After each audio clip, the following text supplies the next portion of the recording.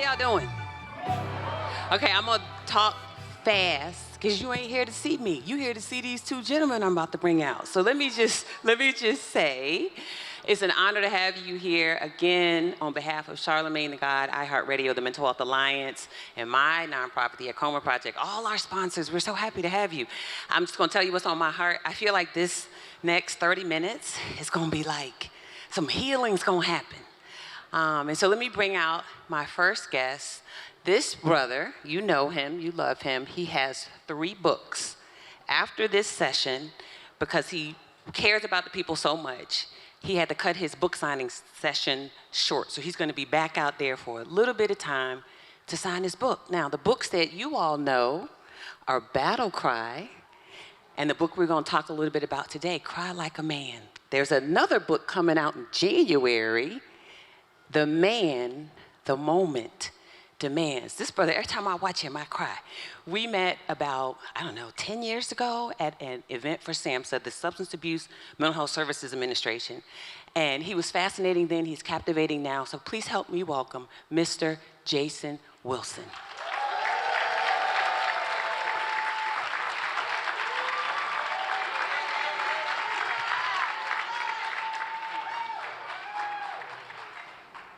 All right.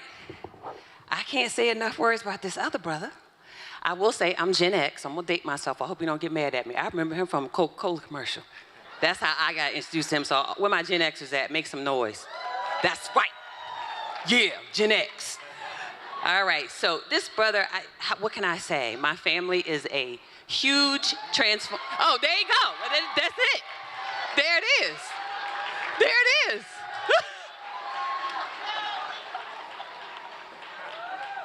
All right, thank you for being here. Appreciate you. So he was like, I ain't doing all that. I'm just gonna come out. I am not mad. All right, let me start this conversation. Yeah, I didn't want to hear my Wikipedia page. It's all good. So let me just start. What's up, everybody? Yeah, hello. There you go. So I'm just gonna start by asking each of you gentlemen, what was it, if there's any one thing that encouraged you to start having conversation about Black men and their mental health? For me, it was, I think when I was about to lose my marriage, my wife and I remember vividly were in a heated argument in the kitchen, and she simply, I had said, I wish I could spend more time with our son, Jason. And she had said that she wished I had that same desire to spend time with her. And she didn't say it in a way that was combative, but I took it as something else I wasn't doing right. And in that moment, before I knew it, I hit the refrigerator and started yelling at the top of my lungs at the woman that I'm supposed to protect and love. And right before my eyes, I saw her spirit like just dwindle down. And at that moment, the Most High said, you need some work. You haven't released all that you've been through, and as a result, it's affecting where you are. And so at that moment, because we were about to get separated, and I said, you know what? I'm going to deal with what's been going on inside of me so that I can heal. And so that was the pivotal point where I started my journey to comprehensive manhood. Thank you. Thank you. How about you, sir? How about you? I'm still trying to recover from what my brother just said right here. Thank you for having me. Of course. I like to start things off. I'm old school. I like to be formal. Thank you for having me on your stage and your platform. Charlamagne. And thank you to Charlamagne. Charlamagne, yes, brother. Yeah. Charlamagne, the God, for doing this. Thank you. You should do this like for real in real life, because some of the shit you do on your show. Oh my God. Compromises the mental health, and then he's like, well, hey, I'm gonna compromise your mental health, then put a Band-Aid on it and do a conference. We'll talk about that later. I came here to have some fun, because I got enough crying videos on the internet, so. Oh, Lord. Every time I see Charlamagne, I'm crying. I'm like, this motherfucker, I'm so happy you ain't on this stage right now. To be honest with you, my first, and here's the thing, I think I'm really proud of us I want to be specific. I'm sure there's a couple white people out here, but I want to be very specific and say that I'm very proud of us as black culture for normalizing the dialogue in and around I'm not okay. Amen. Right? Because we have been for years walking, living, breathing time bombs. And the other thing that's very confusing about us, see, can I talk to y'all because we grown up here? Can I be? Yes.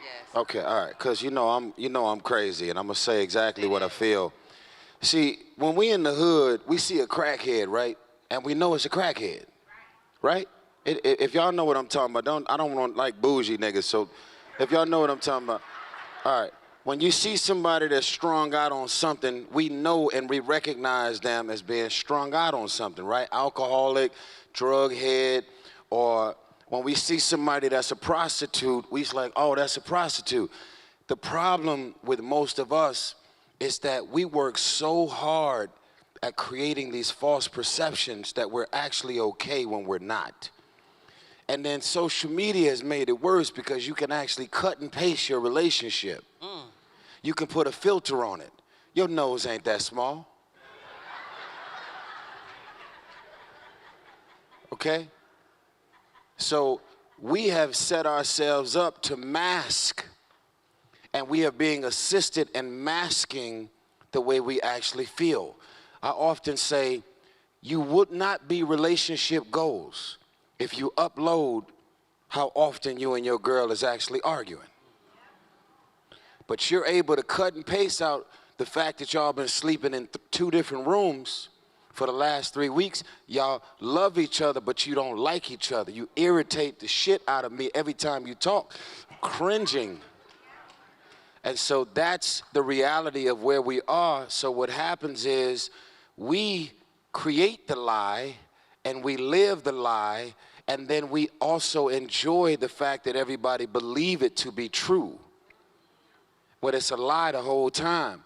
So for me, without me knowing anything about mental health awareness, I go back to my first book. It's called How to Get Out of Your Own Way. And it's a hit in all of the prisons. Whatever. My shit got rave reviews on Amazon too. But How to Get Out of Your Own Way. At first it was supposed to be called Get Out of Your Own Way. And then I realized that how to is an invite, because if you're in your own way and you don't know that you're on your own way, then you'll see it go, get out of your own way, and that's a comment. Be like, okay, well, I'm not in my own way, so I'm not going to read it. How to is an invite for you to be a part of the dialogue and the conversation. And it's raw, it's uncomfortable, it's unfiltered. I go into everything. Childhood traumas, alcoholism, you know, mental, emotional, psychological, spiritual abuse, physical abuse, everything that I've seen and was exposed to in South Central LA. I went all the way, and that's been me this entire time. I forgot what year it came out. It's at least 13 years ago. But before we normalized the dialogue around mental health, I was already on that journey to be transparent, because I'm like, it's cool to get screamed for. It's cool to be looked at as handsome and sexy and songs and movie star and muscles. That's all great. But I really want y'all to know that I'm a real guy and that I really feel things and I carry things. And I want you to look up to me for those reasons outside of the reasons of me having talent and all of the other things that I just mentioned. So that's where my mental health journey started, from How to Get Out of Your Own Way. I love that. Thank you for that. So, yeah, please. So, Jason, could you talk a little bit about, I heard a bunch of things in what both you and Tyrese said, and one thing that sticks out to me as a black person is that I feel like there's so much pressure. There are different kinds of pressure, I think, for men and women. There are different pressures for people. Any marginalized identity you add on top of being black, it's more stress for you, right? And so I wonder if you could talk a little bit about your book, Cry Like a Man, and if there's anything in there that both you and Tyrese could speak to related to what are those pressures that are on men, Tyrese, you spoke to some of them, that prevent them from being able to express and be in touch with those emotions that they carry with them all the time? That's a great question. I've been working with boys specifically since, say, 2005 through the Cave of Adullam Transformational Training Academy, and the programming starts young. With boys, we tell them big boys don't cry, and then when they get older, no pain, no gain. That's not a universal principle. If Brother Tyrese and I ever owned an NFL team and our star quarterback injured his Achilles, we wouldn't tell him no pain, no gain and go back out there. But for men, we've adopted these misleading mantras as universal truths. Do everything in moderation is another one we say when it takes less than an ounce of cyanide to kill you. And so we've been conditioned to believe that where our worth is in what we do and not who we are. And so you wonder why your teenage son is apathetic and just disengaged. You've taught him his entire life not to express his emotions. And now you have no idea that he's one day away from committing suicide. And so Cry Like a Man, my journey started with my grandfather's lynching in 1936. And I saw directly the effect, the negative effect that trauma has on the brain when you can't release it. My mother and her siblings, I think it's 5 siblings, all of them except 2 developed dementia. They could never let go of the trauma. And then if I fast forward past there, my mother's first marriage was very abusive. Her husband used to slap my brothers with the flat sides of butcher knives. And then in 1973, she married my father in 68. In 1973, my first brother got murdered. So my mother had to deal with that. And then in 1993, my second brother gets murdered. So I saw my mother trying to stay strong, as we're conditioned to believe we can be as black people, that we have to be perpetually strong and don't talk to no one. You can deal with it yourself. As a result of that mentality, my mother broke down mentally and had to be admitted to a psych ward. I share all that to say is that growing up as young black boys in our community, the gold standard when I came up in what I call the golden area of hip hop, the gold standard was the hyper-masculine black male. You couldn't hold your girl's hand, not in my city, without the threat of getting beat down. So to survive in that community or in that environment, we had to become hard. We had to become callous. And as a result of that, we die, I believe, today because we're an emotionally incarcerated group of men. We are higher risk of suicide. We commit the most homicides. And yet we still wear it as a badge of honor to suffer in silence. And so the subtitle to Cry Like a Man is Fighting for Freedom from Emotional Incarceration. And emotional incarceration, it appears to be a safe place, but it's a self-imposed imprisonment, mental imprisonment, where a man isolates his heart from the world.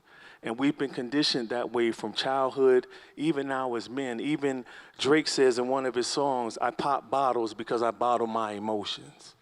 And we'll be in a club like this, but we don't realize what that man just said. And as a result of repressing our emotions, we increase our chances of developing cancer by 70%. And then high-risk behavior as far as dying of a premature death by 30%. And as a result of our boys being emotionally incarcerated, I work with them, they can't express their fears. They're taught to be fearless when no man I know in here is fearless. If you don't have fear, you can't be courageous. And if you have children, that's like your heart walking outside your body. And I don't know one good father here who doesn't fear anything happening to their children. So as a result, thank you. Yes. Lastly, as a result, I teach young boys it's okay to feel fear but never succumb to it. So when you give a boy, especially a man like me and brother Tyrese age, who have broken boys still inside of us that need more healing, when you allow us the freedom to feel, we stop hiding behind this facade, as brother Tyrese said, and we can break down all of those barriers and actually stop intergenerational trauma and start intergenerational healing. Amen. Oh my God, thank you for that. You want to add anything to it? Okay. You're not touching that. I hear you. All right. Can I say something? Yeah, go ahead, please. First and foremost, you know, I got love for you, man. And this brother reached out to me when Cry Like a Man came out. And he, without me asking, promoted it on his social media. 2018. Yeah. Something happened to my brother. Recognize talent. This man got talent. So something happened to my brother where he courageously had a moment in front of the world where he cried and shared his pain. And it's extremely hypocritical that in one voice we complain about a narrative that isn't even accurate, that black men aren't there for their children, because the CDC reported that black fathers are more active than any other ethnicity with their children. But the fact that there's a black man on social media of his stature having a breakdown, crying, not over a Super Bowl trophy, not over an NBA championship, not over none of that, but the fact that he can't spend time with his daughter and the society at large mocks him. And so I'm real big on, like, talking, that's faith and action works. So I would like to ask everyone in here, because I'm sure all of us have been guilty of not even condemning those who may have even laughed at that moment of transparency that my brother had. And so I'm real big on resolving trauma. Because like he said, he is human. I've talked to him. I won't share some of the things he's told me. But we have to understand that hurts us. I was talking to men all out here today, angry because they can't be with their kids and everything else going on. I said, brother, you're not angry, you're hurt. You're sad, you're depressed, you're frustrated, you're disheartened. Anger is a surface emotion. We express that easily. But when I teach boys to dig deep, and men to dig deep and express what I call the hypersensory emotions before the emotional earthquake happens. So if everyone with me, I want to say it together, brother, I'm sorry for not even standing up for you. In that moment, as a black man, seeing you vulnerable, honestly, I should have dog-checked anybody I saw who tried to talk about you or humiliate you, because I've been doing youth work since 2003. And to see a father cry with your stature, your popularity, and just want to release it, and your grief was to be with your daughter because you couldn't be, I just want to publicly commend you for that. And really, give it up for Tyrese, straight up.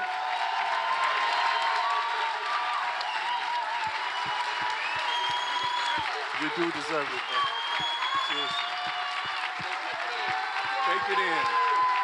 Take it in. It's for you.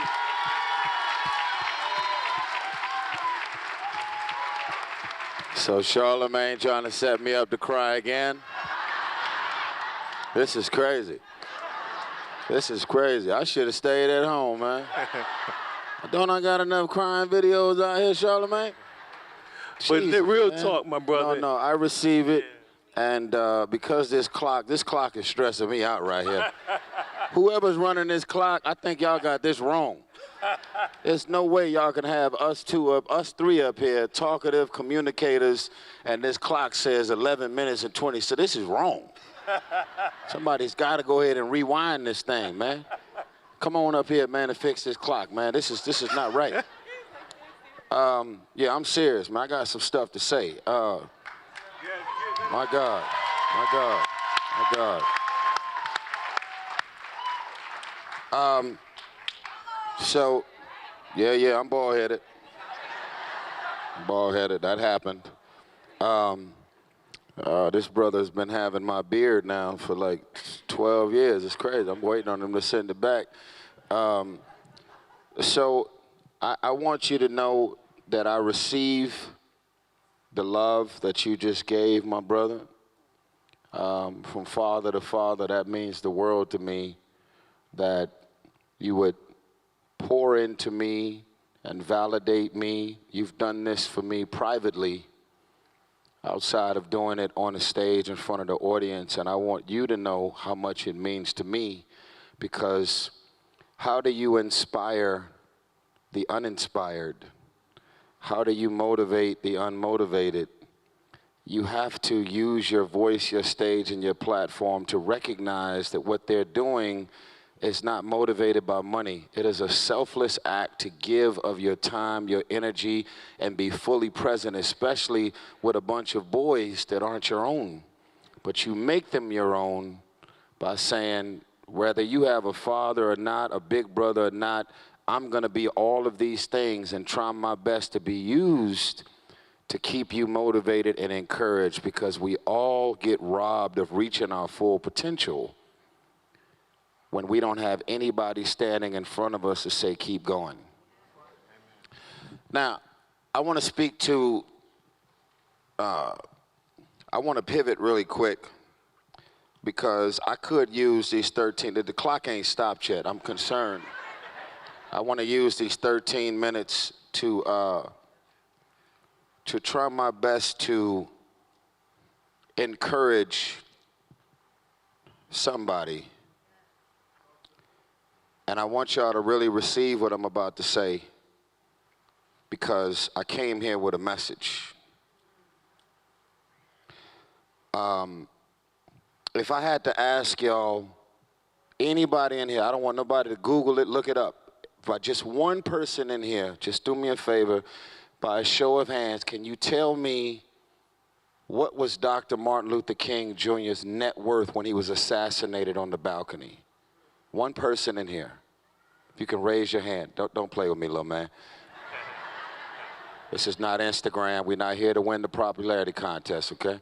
Can anybody raise their hand and say to me, this is what Dr. Martin Luther King's net worth was when he was assassinated in Memphis, Tennessee? Okay. Can anybody tell me the size of his rims on his car? Can anybody tell me what type of credit card he had in his wallet? Anything? How about the square footage of his house? Okay, the point I'm making is none of that shit matters. Okay? So the calculated distraction that I want to speak to is we are all out here focused on the wrong shit. Y'all spent more time getting dressed this morning than reading the Bible, reading a book, or trying to come up with a plan that can help change the community that you complaining about every single day.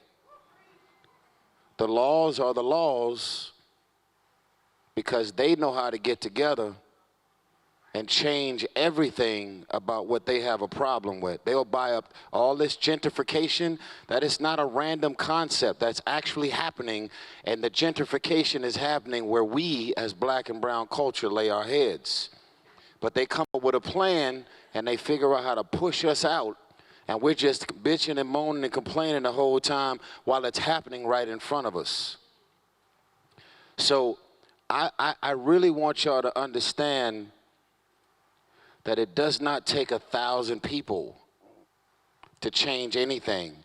It just takes one person to actually make a commitment to change their neighborhood or their community, and then things change. The reason I'm pointing out Dr. King, I know he was a civil rights leader and everything that we know about him, but in my mind, Dr. King was the unexpected hero.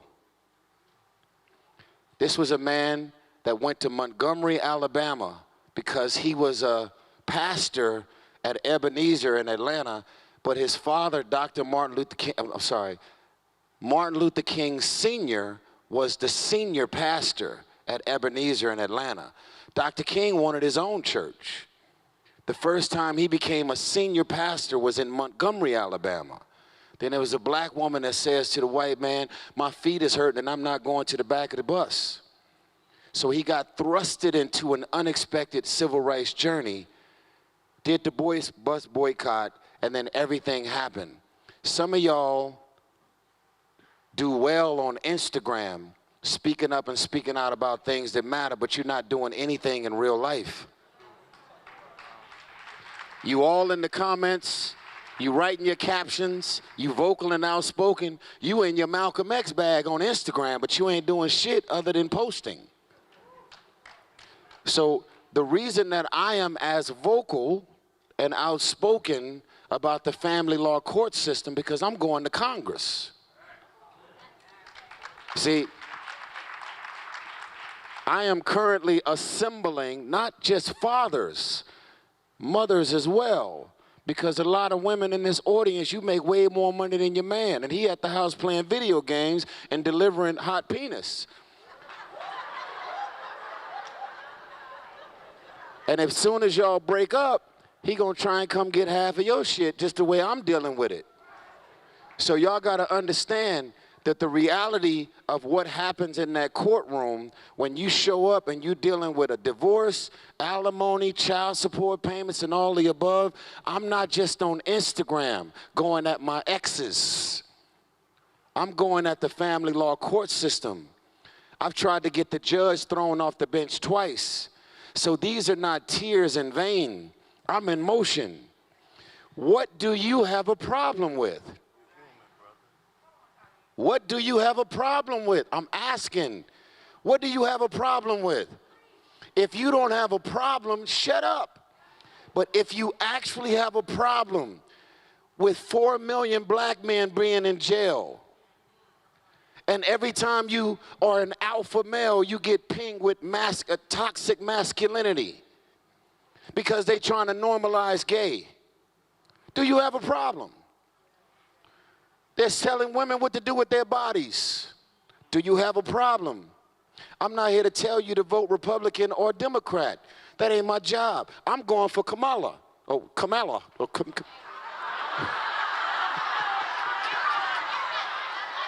I did that on purpose. Don't.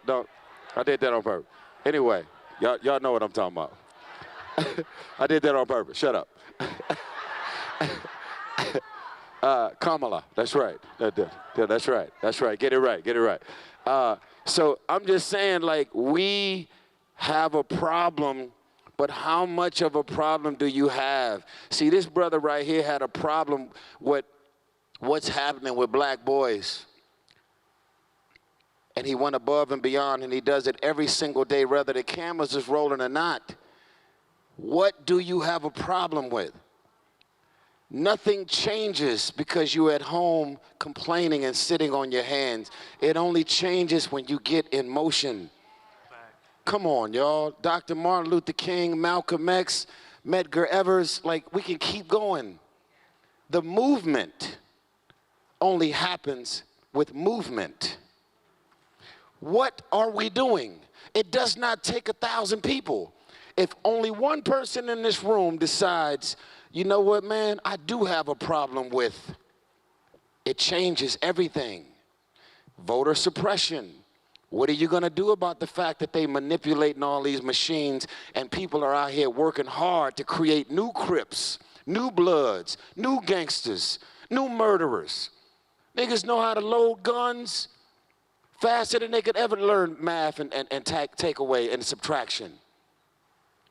Do you have a problem, or are you just gonna be like, man, they over there wilding, and then everything stays the same? So I'm just letting y'all know, and I don't need nobody to encourage me to do this. I live this family law court system shit every day. I'm at $15 million fighting to see my daughters. 15. That's legal fees.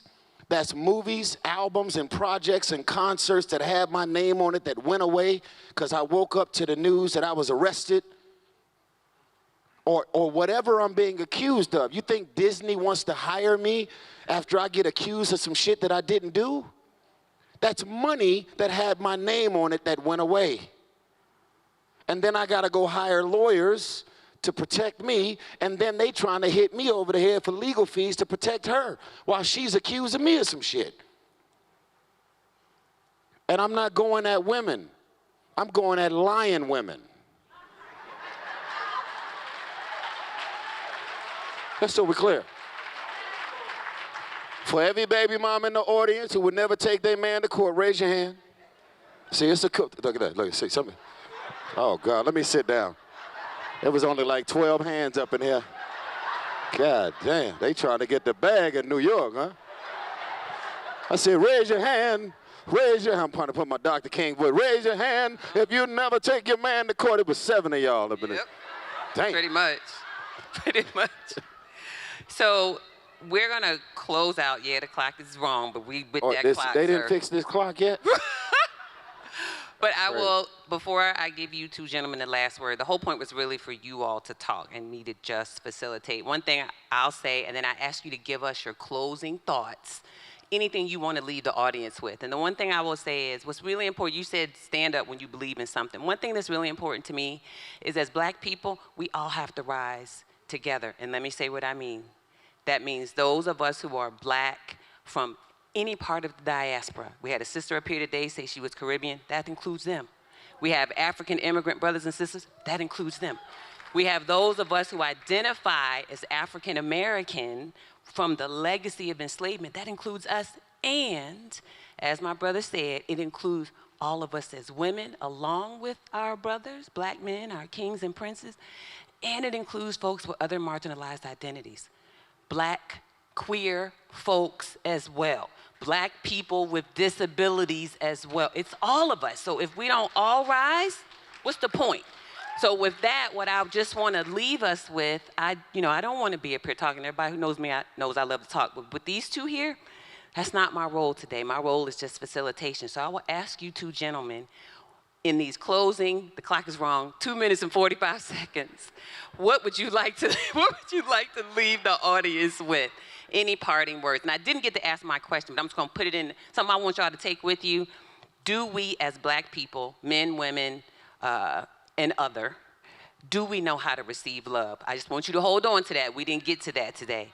But your closing words, gentlemen. Since that's really a negative at the clock, your, I guess, question about do we really love ourselves?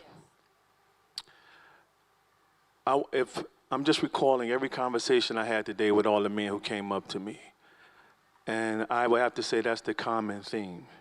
We're so quick to basically surrender the blessings that we have over one moment. And it's all centered around because we don't see the real value in who we are. For me to break free from emotional incarceration and have the marriage that I have, the life that I have, I don't work for any of this. I work from my home. Everything that I have, my affirmation comes from my wife, my daughter, my son. But none of that, and of course the Most High, but none of that could have happened if I didn't start loving myself. My brothers, I'm gonna be transparent with you. The reason it's hard for you to say vulnerable or vulnerability is because the word itself doesn't really convey what we're asking or what we need to do. If I had an AK-47 and I was shooting a gun in here, the news would say he shot his gun at vulnerable citizens, people who are endangered of getting hurt or wounded or killed. We're trying to tell you to have emotional openness, to be transparent with your emotions and what you're dealing with. My wife would touch me, brothers, and I would cringe because I didn't understand why she was caressing me. How do you love me that you rubbing my scalp? And many of us, if we real with ourselves, that Superman cape we try to wear every day is strangling the life out of us. I got a call this morning from a successful person that you know. His wife is considering to leave. And he cannot convey and release the childhood trauma to her so that she can understand at least why he cannot communicate. He's been conditioned by his trauma and abuse to not love himself. So I'm telling you, the way to break free and start this journey to healing is to first stop seeking for love everywhere else and look in the mirror. Resolve it there. And as Brother Tyrese passionately conveyed, I'm just one person. God says, I don't need an army. I need one boy, one stone, one sling to take down the giant I got before you. But I couldn't do it until I was real with myself and got the healing. More resources than ever are being poured into our communities. Why isn't it working? Seeds are falling on unfertile ground. The ground needs to be broken up. The hardness of our heart, what our ancestors had to deal with, they had to stay in fight or flight, y'all. We don't. We're free to find healing. My father probably would have lived a longer life if he could have been here. Love yourself. It sounds simple, but it's the greatest thing you could do, because when I started loving myself, I genuinely started loving my wife. I started treating my daughter the way I longed to be treated as a son. I started communicating with my son instead of always having to resort to yelling, and just calmly just saying, son, why did you do that? What caused you to think that way? That's how my son grew. And then lastly, because I'm healed, I can heal the thousands of boys that I touch every day. And so I just close with that. Crying like a man is more than shedding tears. Just so you'll know, tears release stress hormones that get excreted from your body when you cry. That's why you typically feel better when you cry, all right? But it's not just about that. It's about releasing the trauma and emotional pain that's been stored in your heart for years. Release it and be free. Stop allowing your trauma to time travel so that you can fully live in the present. Period. You have anything? Y'all got to give some more love to my brother for that one right there, man. My God. It's like when this man starts talking, man, I start traveling somewhere in my head. I left the room, and then I came back. But I'm going to do this. I'm tired of this shit right here. Oh, my God.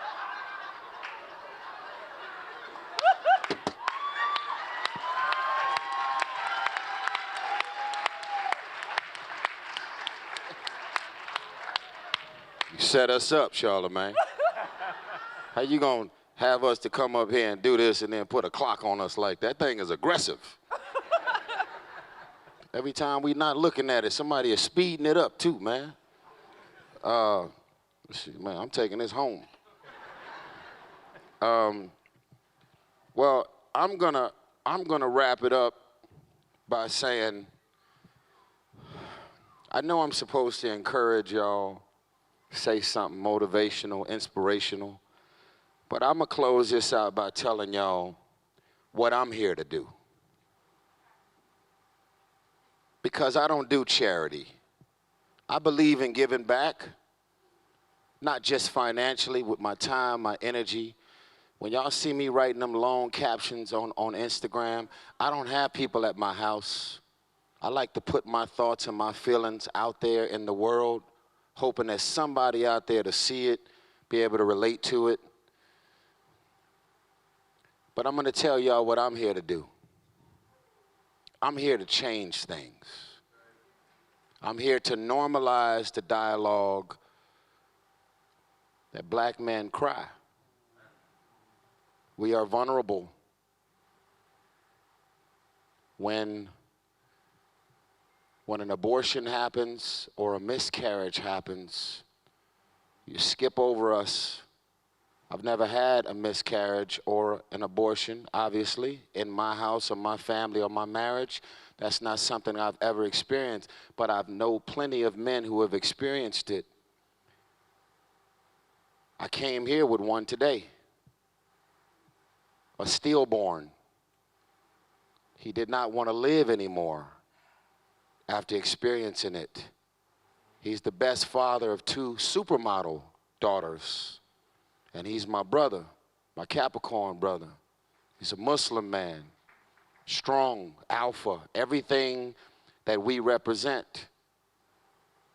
But at what point did something happen so bad where what you're feeling and carrying gets overlooked because everyone normally gravitate towards the woman and what she needs, as if we're not feeling that exact thing? We may be out of jail, but have you asked the question, what has happened to you mentally, emotionally, psychologically from you experiencing being incarcerated? You may be out, but are you still carrying the things that affected you from living in constant fear every single day.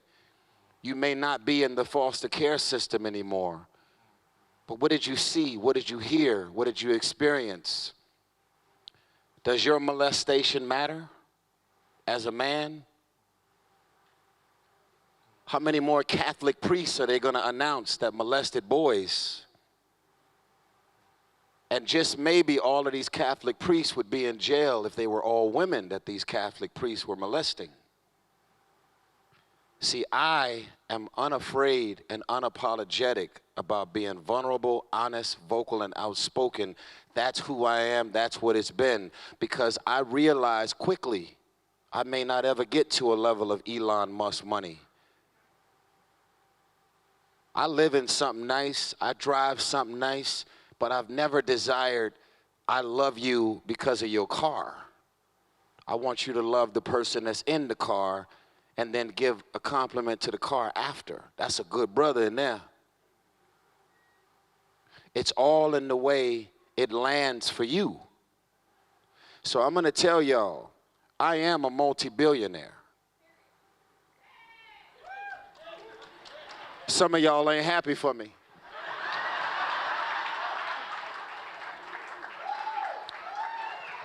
I am a multi-billionaire.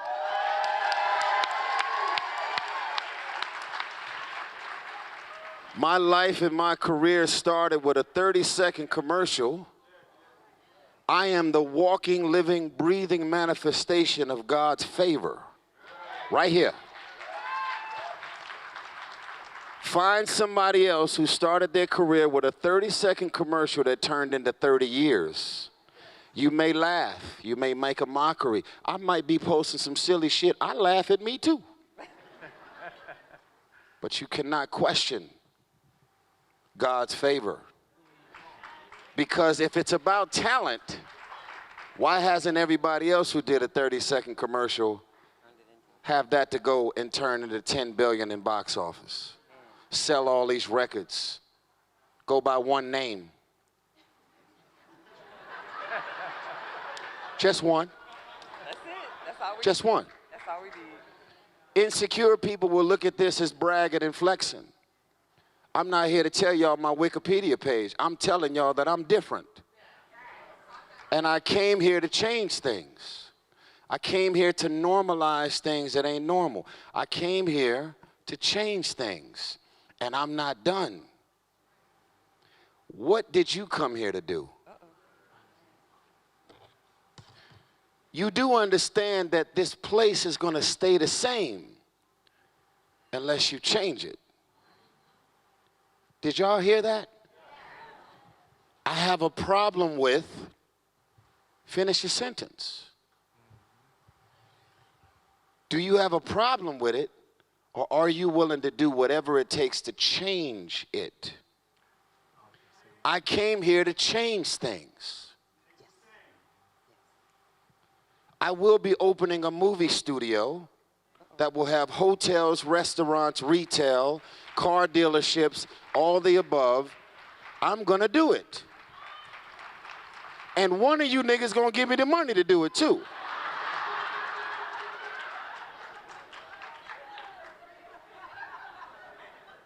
I have a problem with the things that I have a problem with. These are the things that keep me up at night. And I want to close this out with this, man. Please, God, thank you for everything.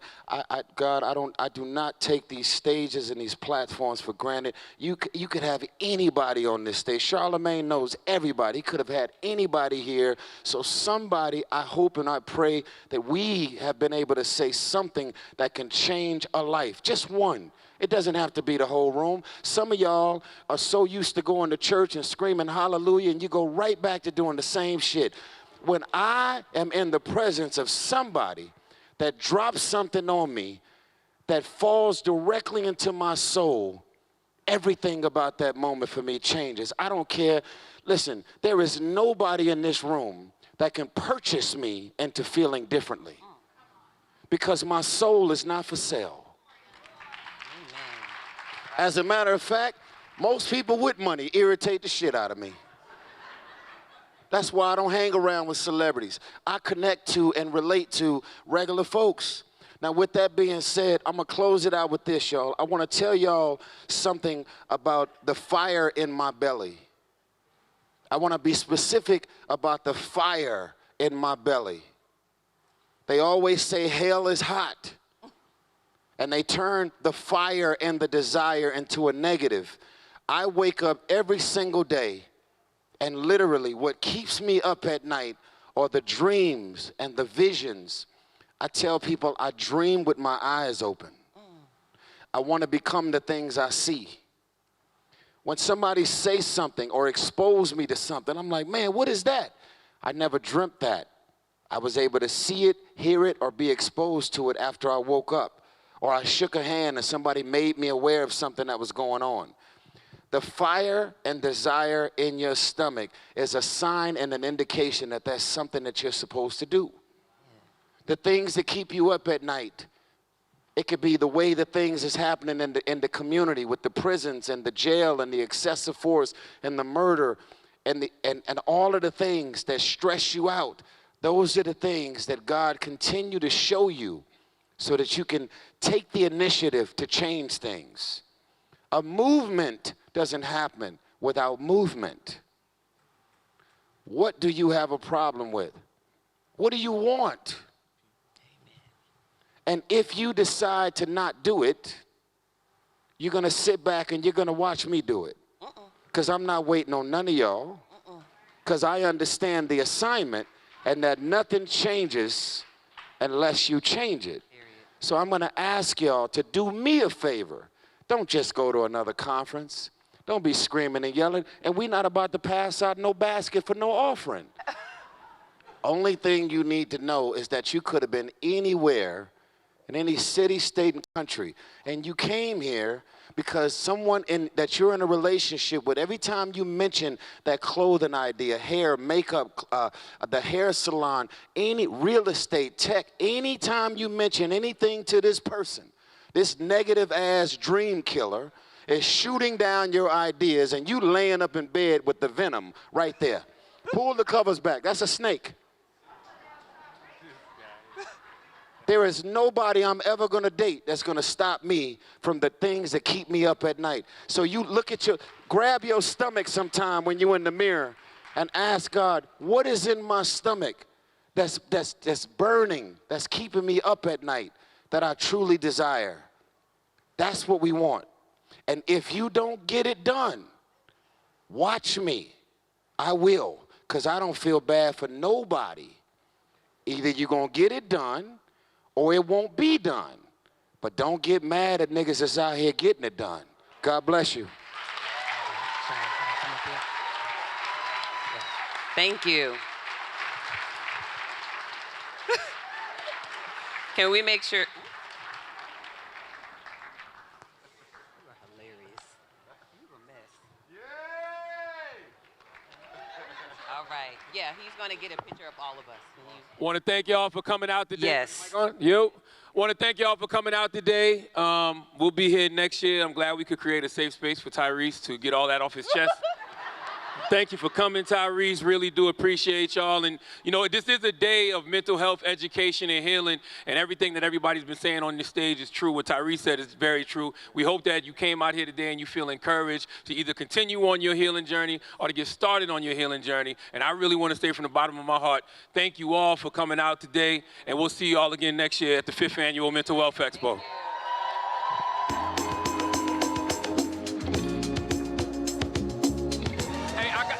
Yo. I just want to thank iHeartRadio one time, and I got to thank this queen right here, Dr. Alfiee Breland Noble. None of this happens without her. I mean, absolutely nothing. So thank you, Dr. Alfiee. Thank you. Hello. Hey, Charlamagne, I didn't know you was this short, bro. Because you're always behind the table sitting down on the Breakfast Club. This is crazy. I'm actually taller than him. Did y'all have fun today? God bless y'all. Y'all know what to do, right? Y'all know what to do, right? All right.